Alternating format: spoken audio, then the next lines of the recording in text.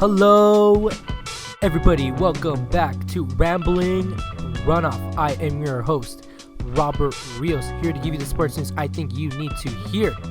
Yes, we got a lot to talk about as always, and of course, with me for today's episode, of course, is Mr. Danny Tan. Danny, say what's up to the people. What's up, y'all? I missed you. I'm back, baby. I know, man. I think the people were wondering where'd you went, but we held our own by ourselves. We held the fort, but we're glad that you are back talking some more sports with us, which we're going to talk about some NFL playoffs. We have the AFC and NFC championship games. We will also go over Danny's favorite sport, the NBA, some NBA talk there. We got a bunch of stuff to go over that we missed last week. And then in the warm-up, we're going to be talking about a little bit of golf, or what makes a good place to mini golf. That's what we're going to be talking about. And then, of course, in the rundown, we just got a bunch of stuff, so make sure you stick around. I mean, like a lot. Like enough that Danny's going to scroll down this page and be like, what the frick is all this? 9 pages. I knew it. But yeah, we're going to be going over a bunch of stuff. It's the new year, so a lot of leagues are going to be starting up and going into the spring. So yeah, hold on, buckle up, round of applause unless you're driving. And this is Rambling Runoff. But of course, Danny, what you been up to? What did we miss last week with you? Yeah, no, I had to have a dinner with my family. I couldn't miss it. Celebrate my girlfriend's birthday. And then just so happened that Wednesday I had to go up north. I watched the Warriors and Atlanta Hawks game in person in Chase Center. That was pretty fun. So I was in San Francisco. And then I came back, played some golf, and had an extra long weekend. That was pretty fun. So are you forgetting about your own birthday? Well, yeah, that was on the weekend too. Not this weekend, but last weekend. Yeah, but that's what it was. It was dinner from my folks to celebrate mine and my girlfriend's birthday. So it's pretty good. Yeah, I was about to say, I'm like, I like you went from your girlfriend's birthday and you like totally skipped over I said mine birthday. too. Yeah, but we talked about mine last week. So. No, yeah. No, but I'm glad you went. Yeah, you went to the NBA game. You went to golfing. So, yes, yeah, man, it was sir. an action-packed week for your birthday. It was, yeah. Played 3 rounds of 9 holes. Pretty good. Yeah, very, very riveting. Yeah, riveting stuff. Just self-improvement. Congratulations, you were another year on this planet. Thank you so much. How's it feel? Exactly the same. I feel the same. You're like, I still had to go to work, bro. Yeah, literally. But alrighty then. What's been up with you, Rob? If you want to, unless you want to jump into it. Let me see. What did I do? I don't know. I wasn't being sarcastic when you said riveting because I don't think I did anything. Really, nothing. Just hung out with my girlfriend. Just kicked it. Nice. Didn't do much.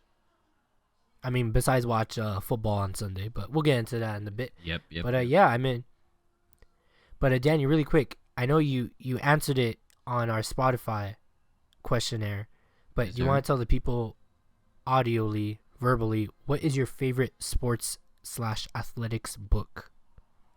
Yeah. I like the it's called The Tao of Kung Fu. It's written by the Bruce Lee family. It's kind of put together by the guy, I forget the guy's name. The guy's name is like Tommy something or James something, but it's like a collection of Bruce Lee's notes and some letters that he wrote to family members, discussing his feelings and like philosophies of martial arts, of Jeet and Kung Fu, life in general. You get a little sneak peek into his life. Yeah, it's pretty cool. It's kind of like a mix between a biography and kind of like a philosophy book, and it, on the side it gives you like extra philosophy into like martial arts and like some of his exercises and trainings and some of the thinking that he had surrounding martial arts and how you should approach it outside of a combat sport mentality. All right. I see you, cuz. I see you, man. But alrighty then, are you ready to get this show on the road? Yes, sir. It's motherfucking podcast day, bro. Here we go. Get hyped. Here we go. And yes, of Scream course, in your car if you can. Talking about the NFL playoffs have concluded with the AFC and NFC champions being crowned over this weekend.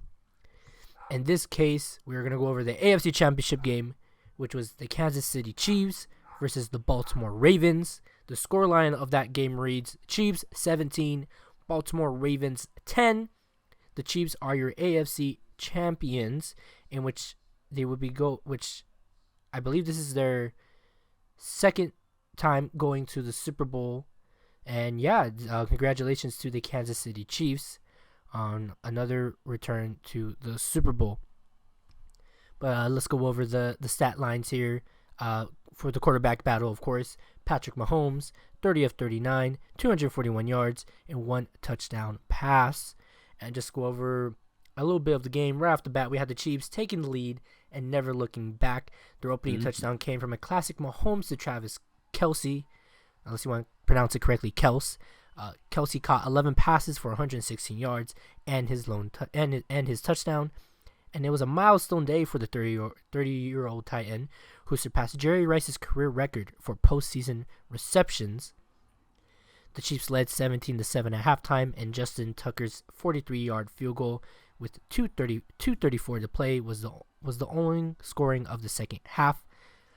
Baltimore kicked deep after that, and on 3rd and 9, Mahomes connected with Valdez-Scantling, who held on and knew exactly what that catch meant, getting them to their next destination, which is Las Vegas, Nevada, for Super Bowl 58. I was able to watch most of this game. Yeah, it was a pretty dominant performance by the Chiefs, especially on the ball. That first opening drive for the Chiefs was just cookie cutter, get down the field, give it to the big man, and score.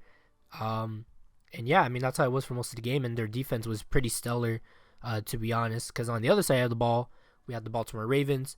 They have Lamar Jackson. He's a speedster. He can also throw the ball at times. Long ball is a little bit shaky. You kind of saw that here a bit in this game. Lamar Jackson went 20 of 37, 272 yards, 1 touchdown, and 1 INT. Jackson, who could win his second MVP after leading Baltimore to the league's best record and point differential during the regular season, but the Ravens allowed touchdowns on the first 2 KC possessions and appeared a bit panicky at times after that. Because yeah, it looked like although Lamar Jackson, he's a running quarterback, they didn't really give the ball to the running backs at all either, and it was kind of like the Ravens gave up what kind of got them there. I don't know, it was a little bit odd. Going back to Jackson, he raced under one of his own tipped passes in the first half for a 13-yard reception. Did you see that, Danny? Do you know what I'm talking about? Yeah, he caught himself, but they ended up getting stopped and returning the ball. I mean, he got the first down. Yeah, he did. Yeah, off of a batted pass. Yeah. But he also did turn over the ball twice, including a forced pass into heavy coverage that was picked off in the end zone with 6:45 left in the game. Looks, I know I wrote that wrong. Why did I put 1 INT? That's weird. Baltimore kept shooting themselves in the foot with poor play calling. I think it was Clowney. He got called for targeting on Mahomes. And then Zay Flowers, he made a great catch, 54 yards. Yep. That got them to the Kansas City 10. Then he was immediately flagged for taunting. First, he kind of first he was, I'm forgetting which one came first, but they were both pretty bad. He spun the ball on the ground. Yeah, he did. And then he pushed the other guy, and then he started looking at him, what are you gonna do, Cole? And then automatic flag because I don't know what he was doing. I don't know what was all that. He was just gesturing to continue to play on, but they had already flagged him because he pushed the other guy. I mean, it was a tiny push. Oh no, that was deliberate, bro. He did Yeah. that Oh on yeah, of purpose, and course. then he threw the ball, and he was just looking down at him, and he like smiled, and he was like, "Oops, I should not have done that." Yes, you idiot. Yeah. I mean, But it then it pushed her gets back. worse, Yep. and then moments later, he was able to get the ball again. I mean, it was not necessarily his fault, but I mean, it was just poor timing that it came down to him. He gets the ball knocked out of his hands as he's diving towards the goal line, towards the end zone, and the ball bounces into the end zone, and it gets called for a touchback. And KC recovers it. Then he keeps getting more worse. He's upset. The Ravens get no points. Then it turns out he cuts his hand, or he cuts his finger, I should say, on the sideline due to frustration. I think he banged his helmet on the bench, or he was sitting on the bench and he banged his helmet and he hit his hand. So cut up his hand. It's like, you're a receiver, you kind of need that. But yeah, they played and looked like a team who haven't been there before, if that makes any sense. I Yeah. mean, I mean, it's the they NFL. also fumbled the ball in the third. Something there. No, they were getting it going there for a bit, but then Yeah. it's like little mistakes here and there were still screwing them over. It's like, oh, it's like you're not even doing your original game plan. You have guys just not cooperating, and I don't know. I mean, Baltimore knows it can win a lot of games with Jackson and his talented supporting cast, but the getting past the Chiefs seems like a daunting task if you don't know how to do it all season long. And the Ravens they hit their limit. They hit their limit, I guess, physically and mentally. I feel like mentally they kind of maybe dismissed the Chiefs defensively. I don't think they expected the Chiefs to hit them defensively. Just due to the fact, as I said earlier, they I don't know, they started throwing the ball instead of running the ball, which was what their bread and butter was all season. But it is what it is. The Chiefs will now be going to Vegas to play in the Super Bowl. But Danny, I know I talked a lot and you chimed in a bit, but what can you say about this AFC Championship game? Yeah. I mean, Lamar Jackson as a running back, you could definitely see it affected the defense of the Chiefs. They were much more I think aggressive in their defense trying to contain him to stop him from running, but at the same time, I think Baltimore already knew this and they had their pockets like kind of planned out already. You definitely saw Jackson being a running quarterback. He had some great passes, like you said, Flowers. I think in that sequence or in that drive, he had some huge receptions, but out of them were kind of negated. One, he negated it by taunting, and I think a couple other runs they they were stopped just by the Kansas City Chiefs defense. I think they were just stifled because when they did try to run, um, they wouldn't be able to get much yardage, so they opted for a lot of shorter passes just to get the yardage and continue the drive. But yeah, I mean the Chiefs were great. That's not their Kelsey, game. yeah, it's not their game. I think that was the game plan of the Chiefs to stop their running because it is so potent. But yeah, I mean Kelsey had a crazy game. I felt like watching the game, he was touching the ball like every almost every other play. Like it was crazy. I would look up at the screen and be like, it's like, oh, who is that? 80. Oh, of course, it's Travis Kelsey. It was Kelsey and I forget the other guy's name. 84. God, forgot his name already. But yeah, It's all good. that it just seemed like he was all over the field. Short passes, long, even defending for shorter runs just to convert to a first down. He was Hmm. everywhere. But that's what makes him a great player. Yeah, I No, mean yeah, I I would think the also add Chiefs handily took this game. Go ahead, bro. no. Oh no, yeah, for sure. I would probably add Isaiah Pacheco. He helped get one of the other touchdowns of the game. Hmm. Um, for the Yeah, and it Chiefs, seemed and like it's they just like, really trusted him to run, but um, I think just being a little smaller and without the support of the offensive line to yeah, open up pockets, it, yeah. it just didn't seem as potent as it has been this season. No, yeah. No, I feel you on that. Yeah, they kind of got him going there. It was like, okay, they're gonna beat you on all fronts of the game, and that's what kind of happened here, with the Ravens. I don't know. We'll just have to wait and see what happens next season. I thought maybe, I mean, at least Lamar Jackson got, he finally got those playoff wins under his belt, considering they had already lost a lot of playoff games. Yeah. So, I mean, just gotta look forward to next season and hope that they come in a little bit more prepared, because that was a very poor performance in my opinion by the Ravens. I mean, best record, best point differential. Like, you're running up the score, you're running the ball well. Just stick to that. Just stick, as they say in High School Musical, stick to what you know. And my God, they did not do that here. Can't believe you said that. But the Chiefs are going to the Super Bowl. Danny, do you have anything else to add about this game? No, I mean, I think that pretty much covers it. I think the Ravens will be another team to look out for. I'm not sure about contracts and everything, but they seem like they know their mistakes. They're a very flexible team. I think that the Chiefs just had a stronger game plan. I think it probably came down to coaching, to be honest. I mean, maybe. I mean, the Ravens. Go ahead. Technically, they have a tenured coach, so yeah, it's just been a while that, like I said, they hadn't really won in the playoffs. I think the last time they were in the Super Bowl, it was against the Niners. That was the game at the Superdome in New Orleans, and the power went out. Oh, I think I remember that. It's been a hot minute. Yeah. But is that all you have to say, sir? That's all I got. All right, bet. So next up we have the NFC Championship game, in which we had the Detroit Lions traveling to San Francisco to face the 49ers, in which the scoreline reads 49ers 34, Lions 31. San Francisco 49ers are your NFC champions, and they will also be going to Las Vegas to Alliance Stadium to play in the Super Bowl. And let's go dive in here a bit. For the quarterback battle, we're going to go with the losers first this time.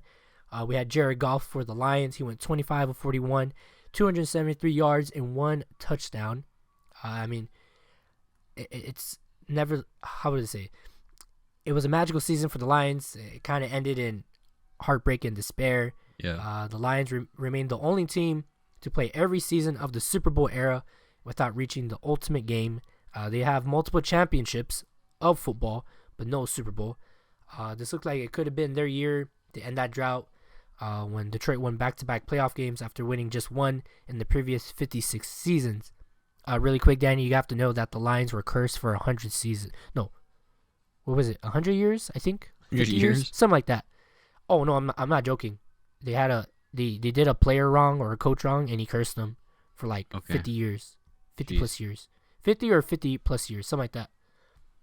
He said they're never going to win another league title for 50 plus years. Oh, damn. If you want to look up Lions curse. And yeah, it's legit. If you could look that up, I want to know if it was 50 or 100 years. But I mean, the Lions, they couldn't get the job done despite having a 24-7 lead. 50 years? Okay. The curse of Bobby Lane. Yeah, there you go. This time, let's get it right this time. If you guys know, you know. # William Penn. But the Lions were up 24-7 at halftime. Coach Campbell, he on a couple possessions, or 2 possessions, actually, I think so. He opted to go for it. There was one he went for on 4th and 2 on the San Francisco 28. Didn't get it. But Josh Reynolds couldn't hold on to a pass from Jared Goff, leading to a turnover on downs. The Lions then seemed to have a potential interception when Purdy deep passed it to the ball bounced off of Kendall Vildor's face mask. Yeah, I saw that. But then the ball immediately popped up and was caught for a spectacular 51-yard gain by Ayuk. And after that, there was a pass to Ayuk and giving them the touchdown. Mm-hmm. And it kept getting worse when Jahmyr Gibbs fumbled the next play from scrimmage, setting up a 1-yard run by Christian McCaffrey to tie the game at 24. It continued to get worse from there for the Lions with Reynolds dropping another pass on 3rd down, leading to a punt that Detroit had a chance to down at the 1 yard, but was botched. The Okay, I put it twice. I don't need it. Okay.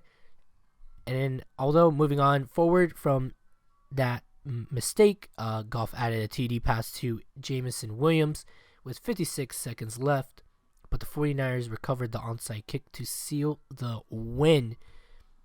I would put it was a classic meltdown due to coaches gambling, dumb luck, people not doing their jobs, and just in any sport, it don't matter if it's a ball, a frisbee, a puck. Sometimes the ball does not roll your way, and that was kind of the classic case here. Like I said, they were up 24-7. Same thing with the Chiefs game. The Lions came out, punched them right in the mouth. It wasn't until they had that miraculous catch. McCaffrey scores a touchdown. That 49ers crowd, the Niner gang, came alive right there at Levi's Stadium. And you could just tell that the game had just flipped. You had Lions players dropping passes left and right. It was like, oh man, like they really needed to score on a lot of those drives. And just to go back to the head coach of the Lions, I don't think him going on those fourth downs was the deciding factor for this game. People are going to look back and be like, oh, you could have just kicked it. You could have had those 6 extra points. Man, shut the fuck up. Like, bro, they literally have been doing that all season long. Like, honestly, you're just saying a lot of the pundits and other podcast folk that I've heard that are saying, oh, you could just kicked it. Like, why would you gamble? Bro, they've literally been doing that all season. That's what got them here to this point. Yeah, but it's like, the magic of their run. Yeah, like, the only thing I will concede to is being too aggressive, which maybe that's what he did here, but also that's what they've been doing all season long. Being aggressive, going on 4th down, getting those 4th down drives. Like, it's not dumb luck. It's not that was not luck. Them getting to this point was not luck. So I wouldn't say, oh, the Lions coach screwed himself over. Campbell doesn't know what he's doing. Well, I mean, you might be correct. I mean, this was their first time getting this far into the playoffs. I don't know what else to tell you, but I'm not gonna stand here and say that Campbell is a bad coach. I don't think he's a bad coach with good players. I think he is a good coach with players that believe in him and actually give it their all. And I think that's the type of squad that they are. So put some respect on his name. And I don't think it was a gamble. It was just the way they play, and it didn't work out. That's just it. And like I said, if the ball wouldn't have bounced off that guy's face mask, if those receivers would have caught those catches, if Gibbs wouldn't have fumbled the ball, like, it is what it is. So, but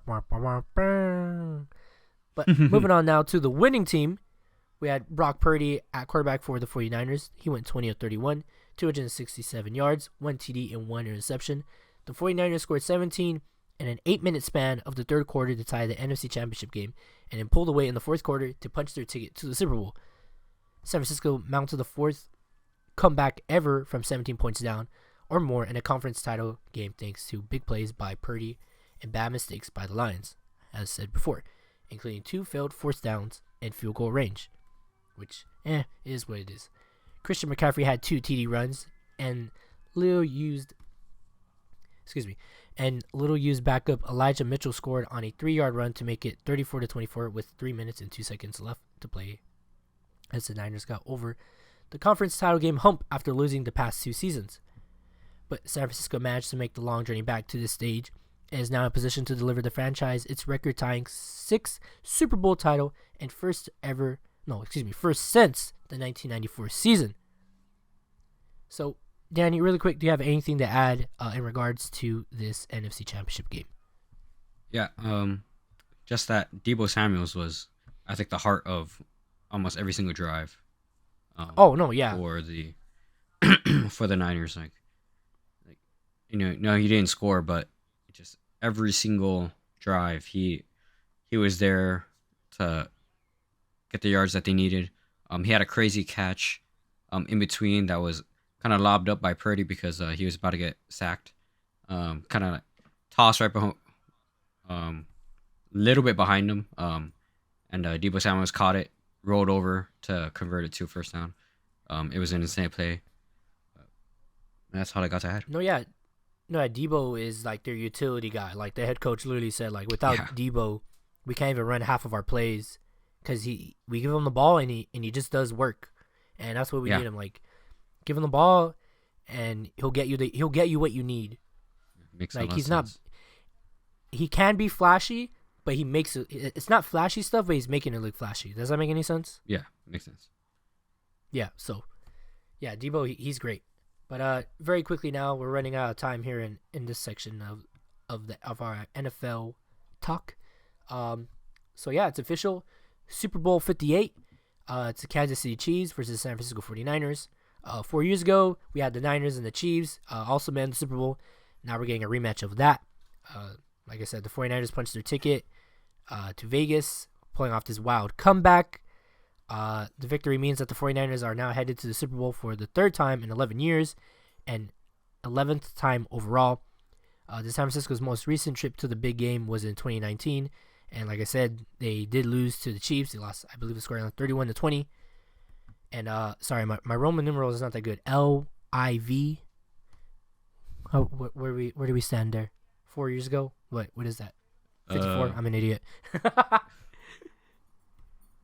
I think so, right? Yeah, I think so. Okay. For the Chiefs, they advanced to the NFL's biggest game, going on the road, being the Ravens. They will now have the chance to become the NFL's first repeat champion since the 2003-04 Patriots, when they did it and went back-to-back. This also marks the first time in 5 years that the Chiefs will be in the Super Bowl, which is a feat that's only been accomplished by two other teams in NFL history, 1990-93 Bills and the 2014-2018 Patriots. Danny, real quick, can you tell me what the difference between the Bills and the Patriots in that stat? The difference? Yeah. Tom Brady? No. The Bills went to the Super Bowl from 1999 and 93, and you want to know how many Super Bowls they won? 0. Yep. Really? Oh, shit. Yep. Yeah. That sucks. Yeah, I know, right? But, yeah, so the Super Bowl, the big game, will be Sunday, February 11th. The game is at 6:30 p.m. Eastern. The Super Bowl will be televised on CBS, with an alternate broadcast available on Nickelodeon. You'll also be able to stream the game on Paramount Plus. Nickelodeon? Yeah. What the hell? Okay. Yeah, man. Damn, they're really taking this streaming seriously. No, yeah. I mean, they've had games on Nickelodeon, a couple of games, so. Oh, really? Interesting. It's nothing new. But yeah, we're not gonna say who we think is gonna win, but very briefly, what do you think? How do you think this game will be? Will it be good? Will it be bad? What do you think of this? Yeah, I think it'll be really competitive. It's two great quarterbacks. Similar to what you said, Deebo Samuel, he does everything. On the flip side, Travis Kelce does the same thing. As a tight end, utility player, does a little bit of everything. I feel like they're pretty well matched up in their games. I think it'll be, as most football games are, battle of the quarterbacks. They're both great passing quarterbacks, and they both like to go a little deep. So I think it'll be a pretty exciting game. I know, I don't want to jinx it, but I know there's going to be one game-changing interception. I can feel it in my bones already. All right. I see you, cuz. Yeah, I think this is going to be a lame-ass Super Bowl. All right, then. I don't know. I feel it in my bones, bro. I don't know. I just feel it. I think it's going to be pretty exciting. I'll keep it at that. Hopefully Usher changed my mind. But yeah, we're most likely going to do a podium show right before the Super Bowl, so keep an eye out for that. But yeah, Super Bowl Sunday, February 11th, 6:30 p.m. Eastern. Chiefs, Niners, be there or be square. There it is. But Danny, are you ready to move on now? Let's bowl. Well, we're not going to bowl. We're going to ball with some NBA talk. 'Cause the ball never lies. And yeah, we're just going to go over some news headlines very quickly. And then we're going to let Danny start yapping. We got Luka Doncic. And I know I mentioned it last week. Joel Embiid both had 70-point games, respectively. Yep. The Milwaukee Bucks fired their head coach. And they immediately hired Doc Rivers. You might be saying like, wait, why would they fire their head coach? They were doing so good. Yes, they were doing so good, but however, the Bucks were winning, but they could not defend when they were losing. Yep. So I mean, that's not the fault of the coach. Allegedly, he had lost confidence of the players as well. But let you go ahead. No, I also heard he was just a quick hire. People were very confused on his hiring, but it is what it is. Yeah. The All-Star teams were also announced. We have the All-Star Team LeBron. starters.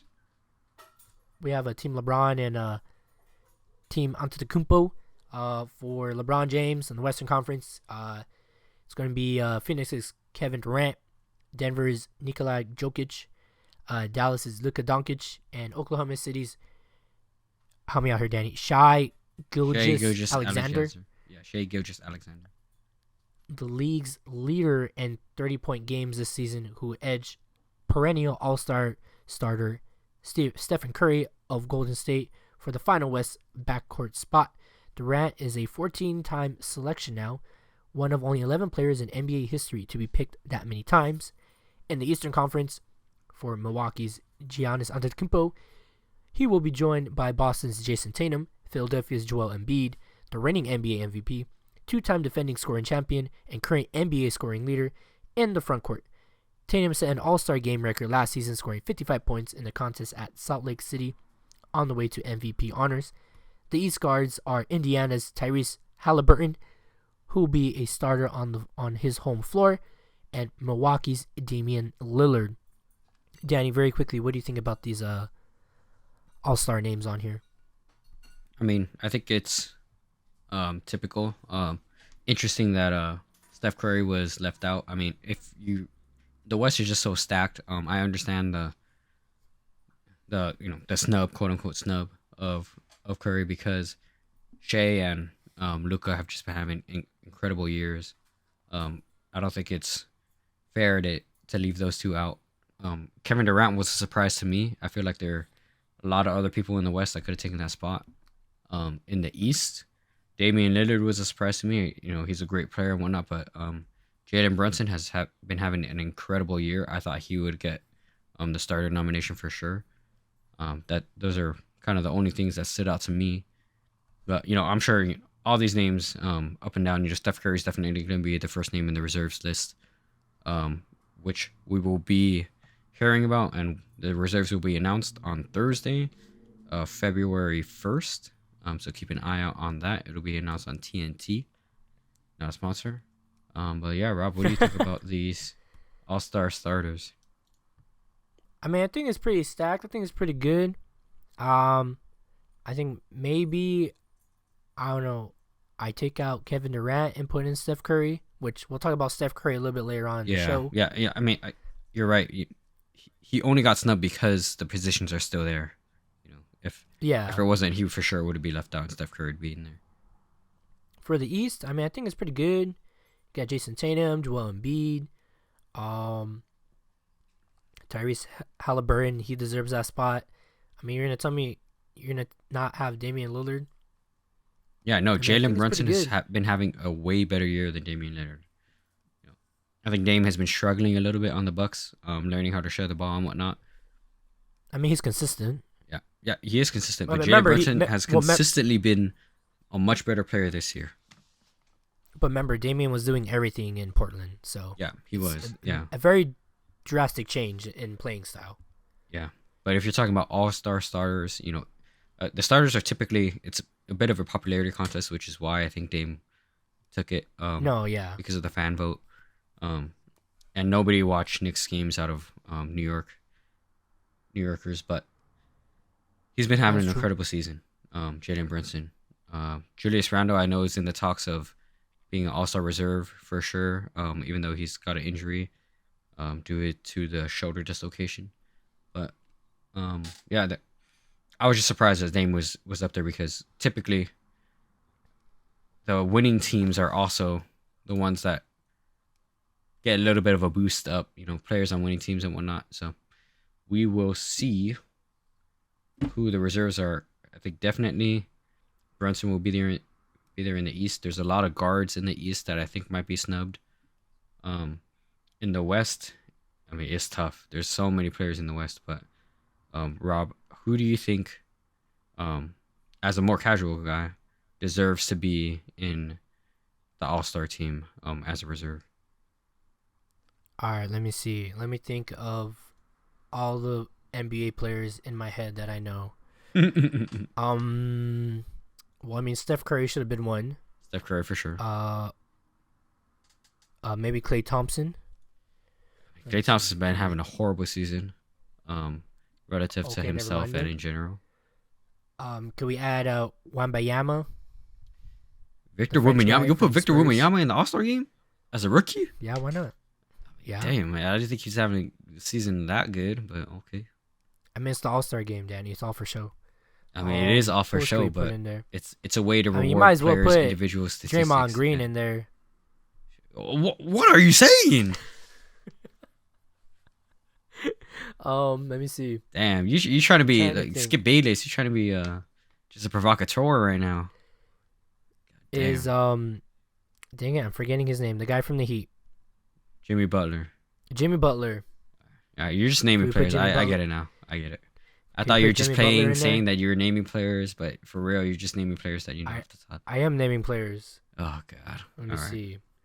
Who else are we missing? I'll give you one more. I'm I'll like, give you one more. who's notable? Let me see. All right, no one from Charlotte is good. I mean, there's trying to a think. lot of. I mean, just looking at the All Star list. What about Brooklyn? Is starter. there anybody from Brooklyn? I mean, Mikal Bridges is probably the best player on the Brooklyn Nets right now, but Mm-hmm. I think there's a lot more guards in the East that are doing much better than Mikal Bridges. I know. Um, I know yeah, not to pick. just no one look from at the All Pistons. Star starters and just pick some of I'm their not gonna teammates. I'm not gonna look at the Pistons because I know the Pistons are dog water. Pistons are dog water. How are you guys that bad?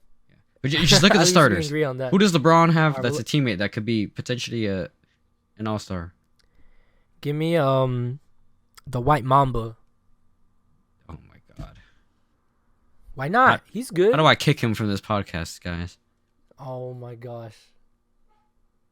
Yeah. So the correct You don't answer was think he- you Anthony don't think he- Davis. Oh, He's having alright, an my All Star bad, bro. season. Defensively, Sorry, he's I'm doing more of great. I'm more of a smaller guy, so I'm thinking someone small.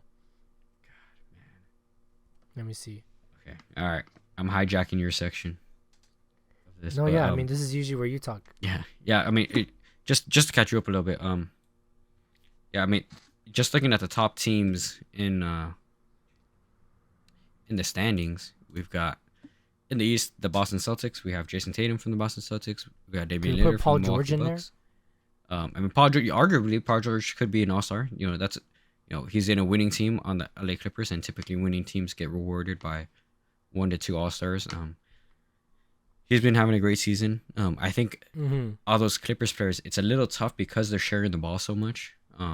Individually, I think if it was just Paul George and Kawhi, they'd probably be Can we having. put Kawhi? Is Kawhi having a good season? I think Kawhi's having a great season. I think you can argue that he's an All-Star. But because Russell Westbrook. Kawhi, Westbrook, to a lesser degree, but Paul George, James Harden have to share the ball. It's harder to say because of their individual stats that they deserve to be an All-Star. I think Russ has given up the most because he's taken to the bench. He's taking less time. He's reduced his minutes considerably. But James Harden's doing well. Paul George is doing well. Kawhi is doing amazing. It's looking like playoff Kawhi. From Minnesota Timberwolves, if we're just going up and down from the West, Anthony Edwards should definitely be an All-Star. He's been having an amazing season. You could probably argue Karl Anthony Towns, Cat. He's been having a decent season. Jamal Murray is another person from the Denver Nuggets, but I think because of games missed, injuries here and there, he'll probably be left out of the coach's decision. From Oklahoma City, Jalen Williams is having a great season.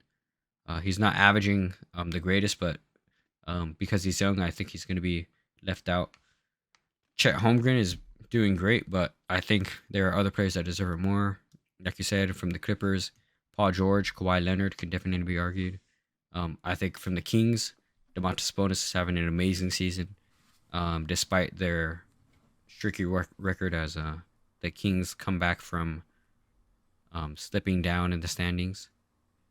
From the Suns, I can't believe you didn't say Devin Booker having one of the greatest seasons that I've seen after missing the finals with Oh, my KD by bad. his side. From the I got Mavericks, you one. I we've got you already got one. Luka. Go ahead. I was doing research. I don't know. I'm sorry if I didn't hear you. Donovan Mitchell from the Donovan Cavs. Mitchell has been doing great. I would not put Donovan Mitchell in my All-Star team because of how many games he's missed. The games that he has played, though, he has been an amazing guard. But to me, he's missed too many games, and I'd rather give it to someone who's played a little bit more. Like he might make an All NBA team this year if he keeps this rate of play up. But to me, the All Stars are a little bit more about individual play so far and how you affect the team and winning on the team. So I would say I would give it to, if we're talking about the East, to Trae Young and Tyrese Maxey over Donovan Mitchell as a guard in the East. Oh, okay. And I was gonna say, dang it, I'm forgetting his name. The guy from Memphis that he just busted his leg. Busted his leg. John Morant. Oh well, he busted his shoulder. John Morant. Oh, okay, there you go. Sorry, I'm still thinking of, I don't know, wrong person. I mean, he was Wait, doing great for the James few Harden games not that he gonna played. play? But James Harden has. Is James Harden not gonna play? I think you could argue for James Harden. Yeah. I think it's because it gets really tough. You make a list and then all of a sudden you stare at it and you say, I have 3 Clippers on here. The Clippers aren't that good to get three All-Star nominations. So I think it becomes tough. But then again, like, do you have to be number one? Like, do the Boston Celtics, because they're number one, do they get 3 nominations? Do the Timberwolves get 3 because they're number one in the West? It becomes really tough. I think it should always be individual performance. And I think you can argue for James Harden, but in the West, it's just so tough. Anthony Davis has been doing so well. I mean, even CJ McCollum, he's been doing great. What about Cat? De'Aaron Fox, Cat. I said Cat earlier. Anthony Edwards. There's just so many people in the West. What about Bam at the Bam Adebayo? Adebayo. I mean, he's in the East, but you can definitely argue Bam's having. He's been in a slump recently, and the Heat have been losing some games. They're on a 7-game lose I streak. know. I feel like the Heat disappeared. Yeah, I mean, it always happens. Because we have not talked about them in a while either, low key. Yeah, they've been dealing with a bunch of injuries here and there. There's always a couple players out. Bam Adebayo, I think, has been the healthiest out of the roster, for sure. But Jimmy Butler is also Jimmy Butler. He doesn't turn it on until he gets into the playoffs, right? So that's definitely going to affect the team, and it's kind of unfair because Bam plays his hardest. I think he might be throughout the year. He might be tired too, low key. Exactly. Jimmy Butler's tired, but then him being out and not trying makes Bam Adebayo and other players try harder, then makes them more injury prone. It's like a vicious cycle. You know what I'm saying? Sharing that weight will. It's like everyone's trying to get a piece of the ball, and then it's like, all right, now it's your turn to go balls to the walls and carry the team. Yeah, but that Miami team, when they do well, they share the ball so well, right? But when they aren't doing well, Jimmy's not doing well, they're not clicking. It seems like a mess. Kyle Lowry was just traded. Terry Rozier is now in the Miami Heat. They've lost 1 since that trade has gone through. We'll see how that works out. Terry Rozier being a much younger player, and is it Terry Rozier? Right, Terry. Sorry. No, it's all good. Do your research. No, I think it is. Yeah, it is Terry Rozier. Terry. I thought it was I thought it was someone else for RRO. Sorry. Getting traded to Miami Heat. I think it replaces Kyle Lowry, who's an older guard. Gives you a little bit more defense. I mean, he doesn't have great defense, but he's got active hands at least. But yeah, just going over in the East, who I think should be in the All-Star team. From the Boston Celtics, definitely Jaylen Brown. I think you can make an argument for Derek White because he's been so good as a role player. From the Bucks, you've already got Giannis and Dame. I don't think there's another standout from the Bucks. From the Sixers, I think Tyrese Maxey is definitely someone who should be making the team. From the Knicks, Jalen Brunson, I think it was a huge snub. Dame should not have been a starter this year, I don't think. Jalen Brunson I mean, definitely should you have been never a know. starter. Things could change. Yeah, they definitely can. Hey, who from the Hawks should be an all-star? Trae Young, for sure. Trae Young's been Okay. having an amazing season. The past 2 seasons, since their 2021 run to the Eastern Conference Final, he has slumped in his shooting. His passing, I think, has been the only thing that's been holding him up. But this year, he's definitely been bringing those numbers back up, and his passing is better than ever. He's basically the only reason that anyone watches the Hawks still. Yeah, and like you You said, mean Donovan besides Mitchell. yourself? You Yeah, and besides the myself. other 10 people? Yeah. From the Cavs, Donovan Mitchell have a great year. You could probably make the argument for Jarrett Allen, who's been having a great year as a center. The Pacers, Halliburton. I don't think anyone else has been having a standout season. The Heat, nope, pass. From the Magic, Paolo Banchero for sure has been having a great year. And basically that's it from the East, I think. Oh, okay. That's all good. Yeah. But Danny, I remember a couple episodes, and I had sent you this on social media on Instagram, Mhm. and we're like, oh, they put in a court in the airport in Indiana. Yeah. Breaking news, everybody! It's a fake court. Yeah. I think it's They've got like, lids on those tape. baskets. So disappointed. So disappointing. So disappointed. But I'm pretty sure the airport, they don't want to be liable for any injury. Yeah, for sure. I mean, you could just have people sign something when they get on when they walk on the court. I mean, it's an open court. I mean, you would have to gate it and have security, and they're Yeah. Very disappointed.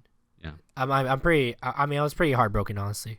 Yeah. I mean, they could have done something really cool. I mean, they shouldn't have put it in the airport to begin with. If you're gonna do, you should have put like a half court or something, and then put a full court outside Yeah. for people to play.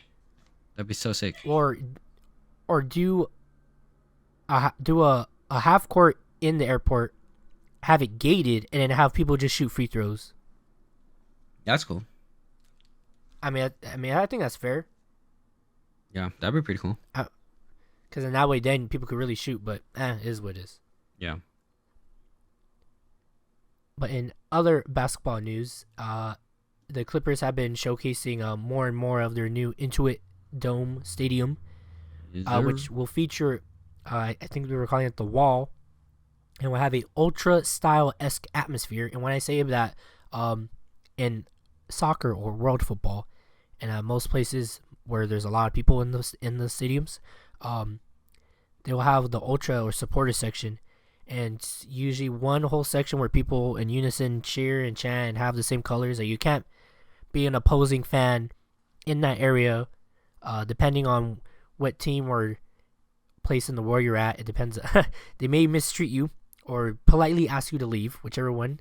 I'm pretty sure there's only one of those options that you would rather get. Yeah, they're already saying that for the Clippers, you want to do something very similar.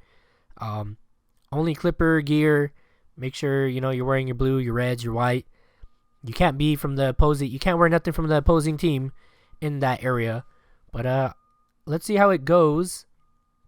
Considering we don't really have stuff like that here in the U.S. except for in Major League Soccer, where we do have a little bit of supporter / ultra culture. It's very niche. But now they're trying to, I guess, bring this style of fan support to the masses in the NBA. So, I don't know. I hope it works. I mean, it's a lot of people. I don't know. Let's just see how they regulate it. Yeah. I mean, I think most like teams and arenas, they kind of do something similar where, it's a section behind where the home team will be shooting in the second half. They give them like, what are those? Those are like blow up plastic clapper things, or lights or something to distract the shooter. When it comes down to the clutch, if the game is really close, they kind of do that already, just to make sure that the home team knows that they're being supported and the enemy team or the opposing team is being distracted. So I think it's just an upgraded version of that. Kind of sucks. I mean, I don't know how you enforce that as like a stadium and stuff. Like someone's just happens to be wearing red. It's like, oh, I'm gonna move your seat. But what if it's a sold out um, arena that day? Do you have to like walk around and just be like, hey, you want to switch? This is a better seat, or how do you do that? It would be interesting to see how they implement it. Well, usually it's like season ticket holders, or you sign up for a specific organization. Like, for example, Yeah, but those here's season ticket holders, those seats kind of suck. If I'm being honest, they're behind the well, backboard. well, they're gonna get first dibs, or Oh, I see what like you're if you're gonna be part of their supporter group, gets dibs on it, and if they get enough people to like sign off on that, then yeah, they're gonna fill it up, of course. Yeah. In most cases, the supporters are the ones that regulate who comes in and goes out. They do have security at soccer places, of course, and they have signs that say, "Hey, you're entering a supporter section the where team area." You're expected to cheer and chant all minutes of the game." In some cases, you're not allowed to enter those areas if you're not wearing specific colors, or if you are wearing opposing colors, you will be turned away. So I'm pretty sure they're going to implement that. We'll just have to wait and see when it's done. Yeah. But yeah, Danny, do you have anything else to add in regards to the NBA very quickly? Yeah, we're winding down here. The only other thing I have is just to keep an eye out. We talked about it last time. But the trade deadline will be February 8th.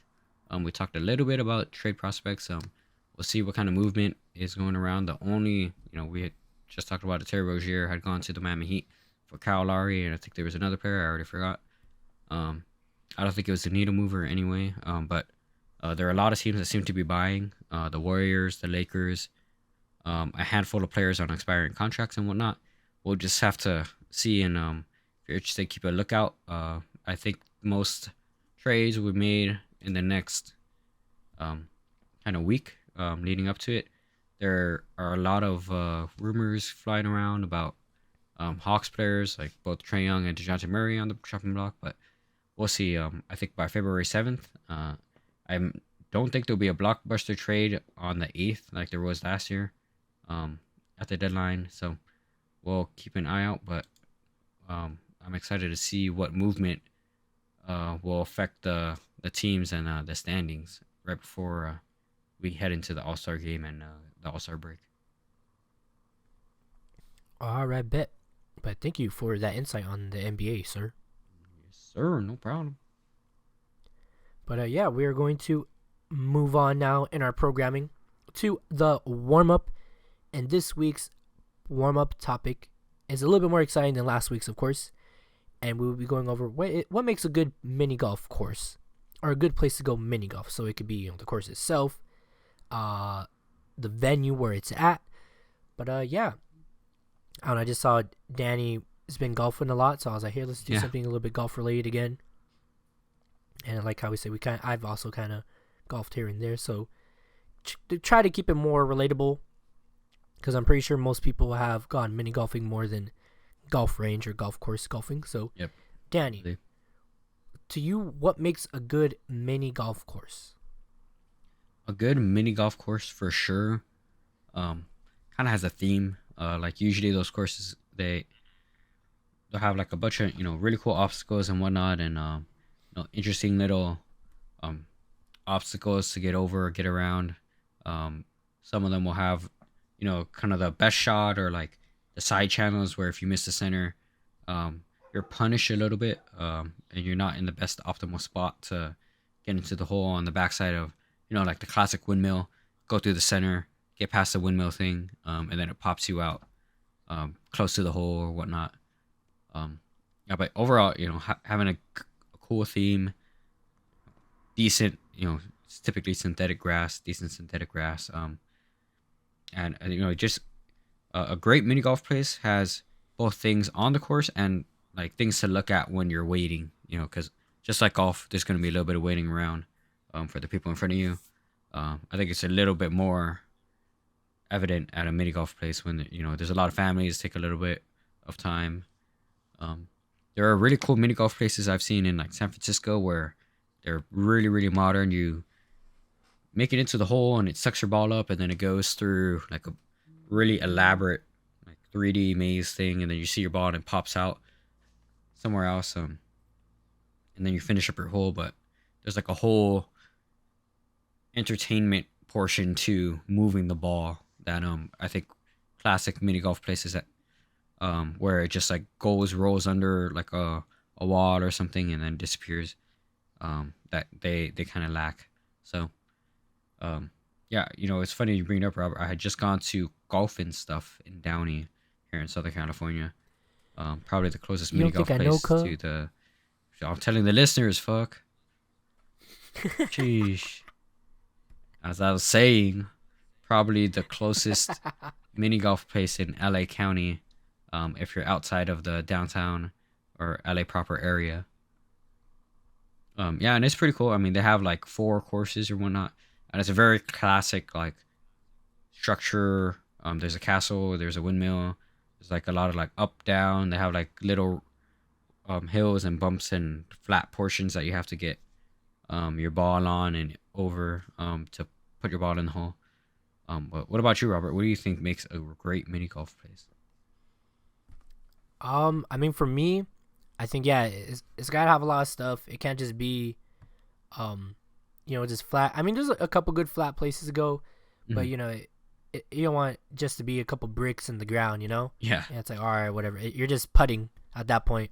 It's not really mini golf entertainment. yeah, I've been to golf and stuff multiple times. It's a pretty fun place. They also have go-karts and whatnot. yep. But yeah, I feel like I mean, what, they have like 3-4 courses maybe. Yeah. I think they have 4. And what makes that place good too is that they are like the degree of difficulty does kind of go up in some places. Mhm. So it's not just like, oh, you go on one. If you go on 2 of the courses, they're not one of the same, and Yeah. there may be a little bit difficult. Like some has water features, some don't. Like how Danny said, like they'll have like ramps that if you fall off the edge, you go into the tube, and the tube makes you hit the ball from a farther length. Like haha, Yep. like oh dang, like you screwed yourself. But yeah, I feel like that place is pretty good. It does get a little bit crowded. I mean, it does depend on when you go, and yeah, I mean like there's families, there's kids. They like to just have a good time. I mean, not like me and you. We're out here trying to get a part 3. Yeah. Yeah. But they're not worried about that. They're just worried about getting the ball in the hole. But yeah, I've been to like Boomers. Mhm.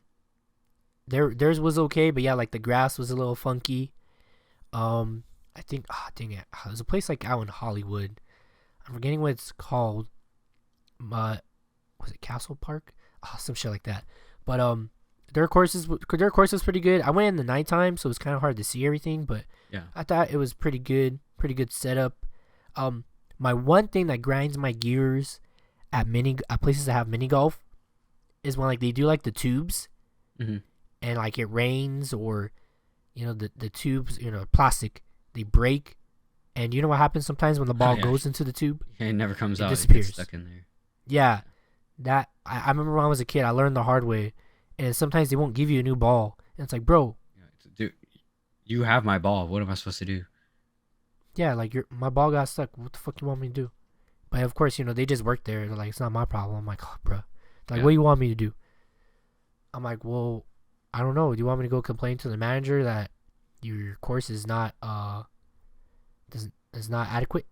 I don't know. I mean, I don't know. But I hate when that happens. Yeah. It sucks. Yeah, and then yeah, about the grass too. I can't remember which one it was, but there was one place I went to, and the grass was just horrendous. Really? Like it was to the point that like you would try to guide the ball like if it was like real grass, Mhm. but you would hit it, and then either there would be a bump in the ground, or it'd be torn, and it's like, no, you can't do any of that because the Yeah. grass is all fucked. Tell like, me bro. about it, man. Playing I'm regular trying to golf remember- on the greens when there's divots. Oh, man, it's the worst. Divots, a bunch of Oh, rocks no, or shit, yeah. or they just aerate it with a bunch of sand. Oh, it just fucks Oh it yeah, up. yeah. Or there is no fake grass and it's just cement. Yeah. I'm forgetting. I forgot. Maybe it might have been. I can't remember where it was at, but there was one time I went mini golfing, and like, there'll be like a ramp that goes into like a house, like a building. Yeah. I forgot what it was, but like the ball would go off the ramp, but like if you hit it too hard or not hard enough, it would get stuck in the house. Damn. Because I That guess sucks. whatever was like guarding it so that it didn't happen broke. Yeah. So you would have to go and get your ball out of the building. They like scoop it out. Yeah, I'm like, bruh. What a waste. But yeah, the tubes and the fake grass not being put together correctly is what kind of gets me. Um, there was one time I went to one place and it was only like an 8 hole, a 9 hole, but like they weren't big courses. So like I think I finished. I mean, I'm saying but I went with multiple people. We finished like less than an hour because the course is like pretty small. So I would probably say like the bigger the course, the better. And yeah, like how you said, the more elaborate, the more interesting. I mean, of course, like if it's just bricks, okay, like that's fine, but just don't make the whole like if it's as big as like golf and stuff. You look it up, it's a pretty big place. Like it can't just be all bricks. Like this place has like a bunch of stuff. And just FYI, in our area, as a child, I only went there once. There was an old place called Golfland, Oh, which Golfland no was longer sick. exists.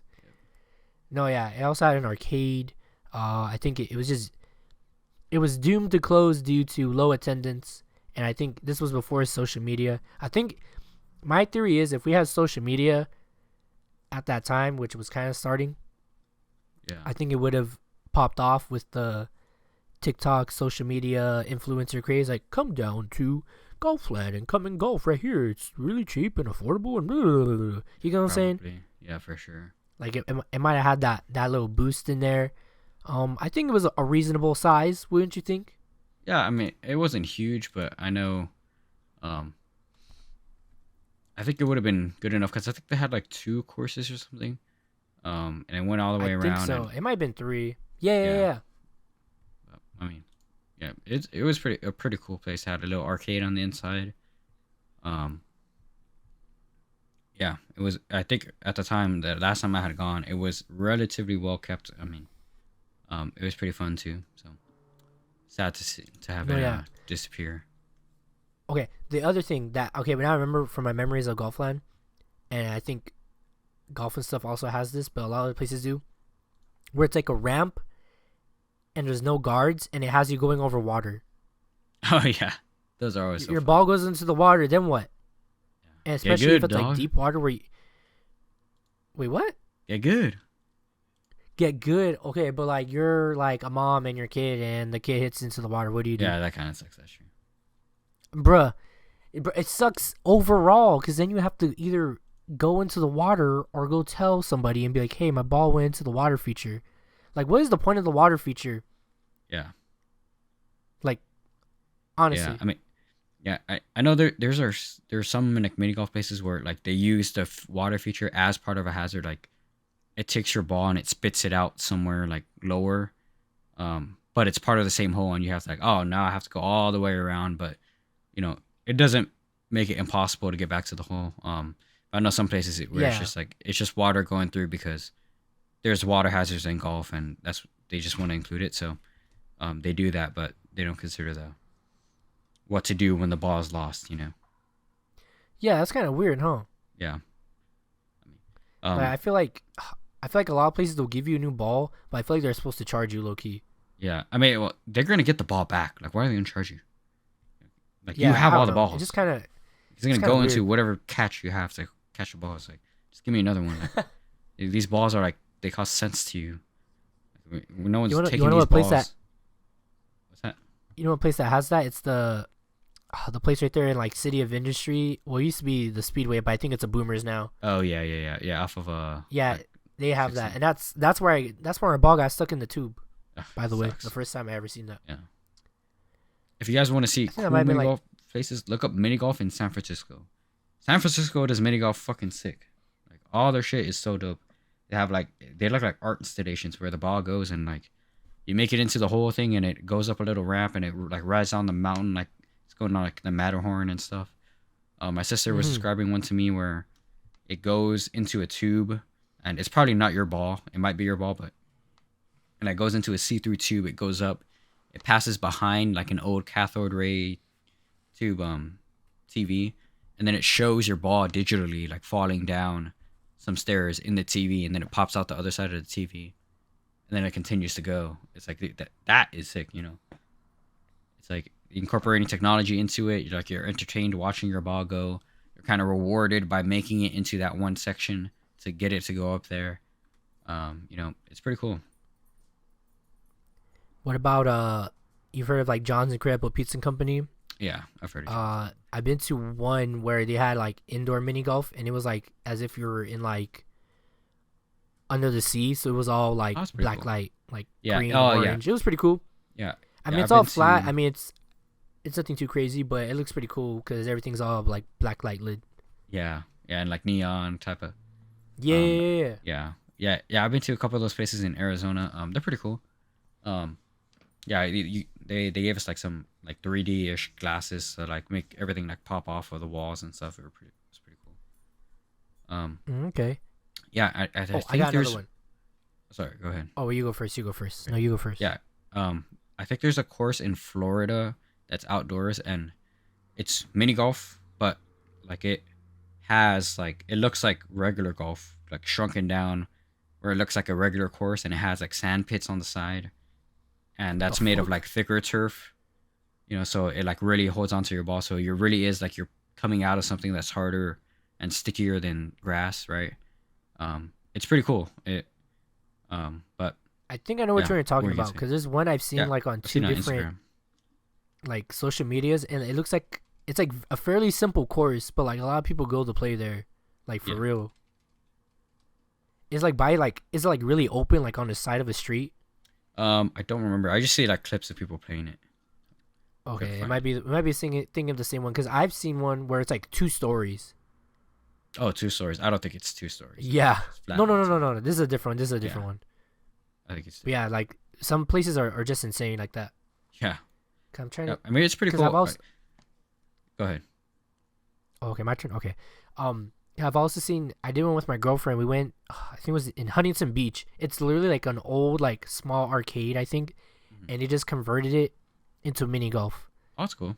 Like, it's no bigger than like a standard room. Oh, wow. So no, it's small. So Yeah. like, it's not like like yeah, they give you golf clubs like to hit, but also they have like little games where it's like, oh, you have to like launch the ball like if you were playing like pinball and have the ball land on the grass and then you hit the ball into the hole. Wow. Or like I'll have like little levels. It's like it's unique. Like it's not just like your standard mini golf. Like they'll have them where it'd be like, oh, you got to put your ball and like this little course and move the ball through the maze to the hole. Does that make any sense? Yeah. And then Yeah. there That's really was cool. You know, it one- like keeps you engaged and stuff. no, yeah, it's fairly small, but the last hole, it was just a hole in one, and you get to play again, or come back and play again for free. Oh, that's cool. And guess what, bro? Got it. I got that fucking dog in me, motherfucker. Okay, relax, Hit, bro. because all it is, Danny, it's just one big long like, maybe 5 to 10 foot straightaway, Oh, I see. and it gets smaller as you get closer to the hole. That's cool. Like a fucking The place beast, I was bro. talking about is called Pop Stroke in Florida. If you guys want to look it up, it looks pretty Okay. cool. Rob, I'll give you a second to look it up if you want to. Yeah, I'm gonna do that real quick. Yeah. Would you I had- mind getting your last comments in, sir? Yeah, mini golf I think is really cool. I've seen some places that use like regular balls and stuff, and they let you like chip. Like they have like a section blocked off where you can chip toward it, and then the rest of it you putt. So it's like a little bit closer to like regular golf, which I think is pretty cool too. But yeah, oh, this mini was golf is not what I great. was thinking. No, I don't think it's what you're thinking at all. This literally looks like a Alright. shrunken like golf course. It looks like the scorecard or a map if you guys have ever seen, or if you ever played like, golf on like the Wii Sports Resort, like Wii Golf, like Bruh. it'll like pass over the hole or the course when you start, and it kind of looks like that like bird's eye view, like shrunken down, and then mini golf. It's pretty cool. All right. Yeah, I want to go But, there one day. just- That's cool. I just remember I went to Maine as a kid, and we went Maine? mini golfing, and it was a pirate themed location. Oh, that's cool. That's all I Any remember. lobsters? Maine lobster. I don't recall, unfortunately. I was in 3rd grade. But Danny, do you have anything else to add in regards to mini golf? It's pretty fun. When I had gone this past time, I took my own putter and I was killing with it. It's pretty cool. You're a fool.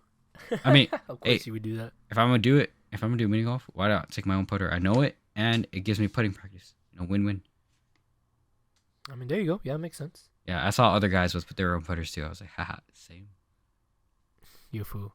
But alrighty then, that was our mini golf talk for this episode, and we will now be moving on to the rundown, which we were gonna try to go as fast as we can because we got a lot to talk about. You want me to super speed read this? First, well, I'm gonna super speed read this, and I'm gonna ask you to comment, and then we're gonna go from there. But I need you to super speed comment. How about that? Yes, sir. All right. First up in the rundown, we got boxing. Some boxing news. I know we haven't talked about boxing in a hot minute. Wow. Hasn't been any good or intriguing fights in a while, but breaking news as of this recording: undisputed super middleweight champion Canelo Alvarez has decided to face Jamil Carlo and then Terrence Crawford, and face them both in 2024. Canelo is 62-2-2, 39 KOs. Took down Jamil's twin brother back in September, the first of Alvarez's 3-fight deal with BBC. Charlo and Canelo is reported to be taking place the weekend of May 5th, or Cinco de Mayo, for the people that love to drink.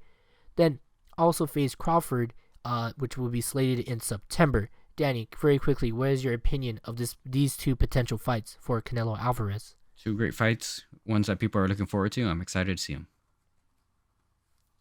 All right. And do you think he could take these guys very swimmingly? Yes. Terrence Crawford will probably be his biggest challenge yet. We'll see how it goes. He's got a lot of time to train till then. What about Charlo? Charlo is he's another guy that has always been calling out Canelo, I should say. So, we'll see if he lives up to it. Like you said, he fought his twin brother. Easily. Yeah. So, we'll see. We'll see what it is. These are probably two of the most anticipated fights that people have been asking Canelo to schedule and get into the book. So it should be exciting. All right. Moving on now, we have some NHL news. We have NHL All-Star Weekend this week, Thursday, February 1st. Starting off, we'll have the, how are they saying this? I guess the NHL All-Star Player Draft.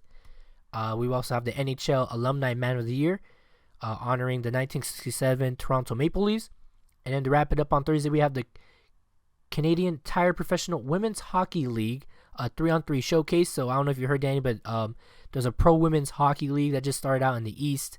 I believe it consists of teams of Canada and the top northeastern part of the U.S. So congratulations to the women out there that are doing that hockey. So yeah, it'd be interesting to see. Then on Friday, February 2nd, we have the All-Star Skills Challenge from 7 p.m. This year's revamped format features 12 NHL All-Stars competing for points in 8 events. I know I mentioned this in a prior episode. The player with the most points takes home a prize of $1 million. Watch on Sportnet, TVA Sports in Canada, and on ESPN, ESPN Plus in the United States. Then on February 3rd is the 2024 NHL All-Star Game at 3 o'clock p.m. Eastern from Scotiabank Arena in Toronto. Watch the stars shine as 4 squads comprised of 11 players, 9 skaters, and 2 goaltenders compete in the annual NHL All-Star Game. You can watch on Sportnet, CBC, and TVA Sports in Canada, and on ABC and ESPN Plus in the United States. Moving on with the NWSL, the schedule was announced with their new online streaming service, NWSL Plus. But also, I noticed, and if you look up their list, they also have many games broadcasted on CBS and ESPN. Yeah, it kind of caught me off guard, to be honest. Most of the games the past couple seasons have been on CBS programming, Paramount Plus. It was kind of hard to watch some of the games, but I think they're also going to be on Fox as well. So it's great that the Women's Soccer League is going to be on more broadcast stations, and it's going to be easier to watch for myself personally. Also, in racing news for NASCAR, the Busch Light Clash at the Coliseum will be this weekend, February 4th. NASCAR takes over the LA Memorial Coliseum once again with 2 epic races in one day. The NASCAR Cup Series with the Busch Light Clash at the Coliseum, and for the first time in California, the NASCAR Mexico Series with the King Taco, not a sponsor, La Batalla. So I believe it's a group of the racers from Mexico who will be competing in this race, so should be a good time. Very, very interesting stuff that the NASCAR is presenting here. And then you brought up Steph Curry not being in the All-Star starter group, Danny. Mm-hmm. So one Sabrina Ionesco, I think that's how you pronounce it, has accepted Steph Curry's 3-point challenge. Ionesco from the WNBA, I believe she broke the record for most 3-pointers in the 3-point competition. Yep. And of course, Steph Curry, I think he has challenged her, and they will now face each other at this year's NBA All-Star 3-point challenge. So we're going to see who comes out on top. Danny, who do you think takes this? It's tough. I mean, her 3-pointer it's crazy. It's so wet. Like, every time it goes up, it goes in. The same as Steph Curry, they make it look effortless. It's gonna be pretty tough. I'm gonna give it to Sabrina. Honestly, like, I don't know. Steph, he's having a bad season. He could have a bad day that day. We'll see what it is. She'll only be there to do this, so I think she'll be pretty focused. I'm gonna give it to Curry, but like by 3, literally. By 3 threes? No, yes. That's crazy. Like, I mean, that's close. It's by 3. Yeah, I think it could be 2. I don't know. I think it'll be I'm like throwing 1. a number. It'll be 1 if it's gonna be that okay. close. Damn, down to that wire. Yeah. They're both so good at the 3-point shot. Oh, okay, I see you. And I wrote down a lot of this last week. Moving on, the 2026 FIFA World Cup is coming up on February 4th.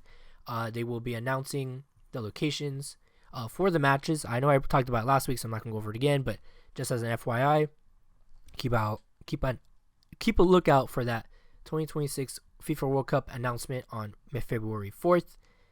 And also this week, we have the NFL Pro Bowl games, a whole week of NFL's best players competing in different competitions. You catch all that on ABC and ESPN programming. And then the Pro Bowl games will conclude with the Pro Bowl games flag football match, which will be Sunday, 3 p.m. Eastern on ABC and ESPN. Although they do not have pads and helmets no more, it's still a pretty competitive matchup considering they have Eli and Peyton Manning as the coaches in this competition. And yeah, I think it's going to be a good time. In some wrestling news, we had the WWE Royal Rumble. I know I mentioned it last weekend. There's not a lot of big wrestling events that people know, so this is why I'm throwing it in here now. For the Royal Rumble, we had Bayley winning the Women's Royal Rumble. And for the second consecutive year, Cody Rhodes has punched his ticket to the main event of WrestleMania, in which he is eyeing the current WWE champion, Roman Reigns. So he will most likely face him at WrestleMania in Philadelphia, which will be Saturday, April 6th, and Sunday, April 7th. So keep an eye out for that. And finally, in our rundown, the AUDO has officially become the Ultimate Frisbee Association, the UFA, a bold new vision to grow the sport, provide legendary experiences for global fans, and elevate Ultimate Frisbee into mainstream sports entertainment. The UFA has partnered with Sports Dimension Inc., SDI, owner of the WAMO family of brands, which include the iconic Frisbee trademark, to officially license the name for use across the league. The UFA will also be using its own new professional Ultimate Frisbee TM, or trademark, for all games starting in the 2024 season. The 2024 UFA schedule will be officially released in February, so very soon, with opening weekend slated for April 2024. The league's 13th title weekend, now called the UFA Championship, will culminate at Zions Bank Stadium in Salt Lake City, Utah, on August 23rd and 24th, home of the 2023 West Division champion Salt Lake Shred. The venue will host the 2 semifinal games on Friday evening and the UFA Championship on Saturday. Very quickly on that, I woke up and I was like, hey, the AUDO is posting stuff. It has been a while. And yeah, they changed their whole name. They couldn't say frisbee because WAMO has trademarked that. That's why it was called Disc League. So yeah, it kind of came out of nowhere, if I'm being honest with you. But yeah, like I've mentioned in the past, I've been a big Ultimate guy myself. I've loved playing it as a kid. I've been able to watch a few games here and there. But yeah, so AUDL is now the UFA. So shout out to them on getting that done. Shout out. Danny, do you have anything else to say or add in our rundown? No other news in the sports world. For me, I think pretty talked out. Yeah, I feel you on that. I'm like, I'm about to pass out, man. I'm gonna have to drink like 3 bottles of water after this. Yeah, a little bit too. But yeah, if that is it, I'm gonna start kicking in our outro here. Thank you for listening to Rambling Runoff. If you're listening on YouTube, please hit that like and subscribe button. If you're on Spotify, give us a like, follow us, comment, anything you would like. We're also on Spotify for podcasters, Amazon Music, Apple Podcasts, Google Podcasts as long as it's around, and also wherever you're listening your podcasts at as well. Thank you for giving us a look, giving us a listen. And if you want to hear more from us on social media, you can hear back from us on Twitter at Rambling Runoff, also on Instagram at Rambling Runoff, and sometimes we post stuff on TikTok, so check us out there as well. I've been your host, Robert Rios, for my co-host, Danny Tan. Thank you very much. See you guys next time. Peace out. Peace. Woo!